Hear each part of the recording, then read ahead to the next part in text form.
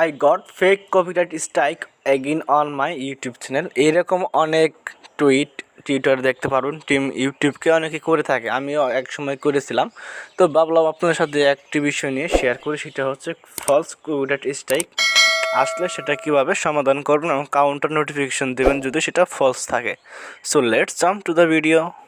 What's up guys, welcome to new another video with me Ashraful. Let's talk another video.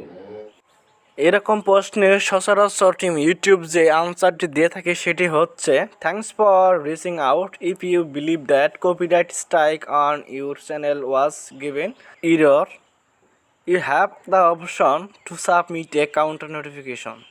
তো আপনারা এরকম যদি আপনাদের চ্যানেলে বা কোনো ভিডিওতে কপিরাইট স্ট্রাইক আসে, যদি সেটা আপনার চ্যানেল টার্মিনেট বা সাসপেন্ড না হয়, তাহলে আপনি সেখানে কাউন্টার নোটিফিকেশন অ্যাড করতে পারবেন, যেটার মাধ্যমে আপনি কী করতে পারবেন যে আপনার যে লিগ্যাল ডকুমেন্টগুলো রয়েছে, ডকুমেন্টসগুলো যদি শো করেন, তাহলে সেটা কপিরাইট স্ট্রাইক তুলে নিতে পারে ইউটিউব থেকে। তো এখানে কীভাবে একটি কাউন্টার নোটিফিকেশন তৈরি করবেন, এখানে অল ডিটেলস দেওয়া রয়েছে। এখন কাউন্টার নোটিফিকেশন তৈরি করার জন্য আপনাকে যে বিষয়গুলো খেয়াল রাখতে হবে, দিতে হবে, সেটা হচ্ছে মিট অল লিগ্যাল রিকোয়ারমেন্ট আপনাকে শো করতে হবে। Clearly explain your right to use the copyrighted content on your own words. If you think that the content was mistakenly identified, explain why in a clear and conscious manner. তো আপনার মনে হয় যদি হয় আপনার যে ভিডিওটি ব্যবহার করেছেন সেটি কপিরাইট প্রটেক্টেড নয়, আপনি ব্যবহার করার অধিকার রাখেন, তাহলে সেগুলো লিগ্যাল যে ডকুমেন্টগুলো রয়েছে সেগুলো আপনাকে শো করতে হবে এখানে।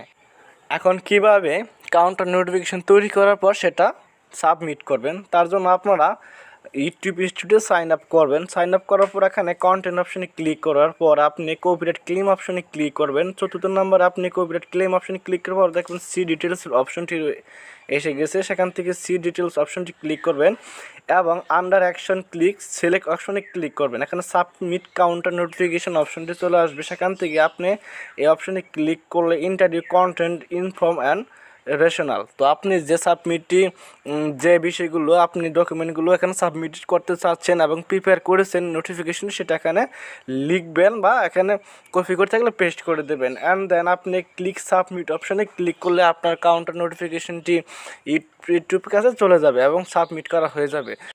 আর অবশ্যই আপনি আপনার লিগ্যাল অল ডকুমেন্টগুলোই শুধু শো করবেন, এখানে কোনো ভুল তথ্য দেবেন না, ভুল তথ্য দিলে আপনার চ্যানেলে ক্ষতি হতে পারে। তো আপনি এখানে আপনার যে সঠিক তথ্যগুলো আছে সেটি দেওয়ার পর ইউটিউব অ্যানালাইসিস করবে এবং অ্যানালাইসিস করে যদি দেখে আপনার তথ্যগুলো সঠিক রয়েছে, আপনি ওই কন্টেন্টটি ব্যবহার করার অধিকার রাখেন, তাহলে আপনার স্ট্রাইকটি তুলে দেবে এবং ফলস স্ট্রাইকটি চ্যানেলে আর থাকবে না। তো এইভাবে আপনারা চাইলে আপনাদের ফলস স্ট্রাইক আসলে কাউন্টার নোটিফিকেশন তৈরি করে সাবমিট করতে পারেন টিম ইউটিউবের কাছে।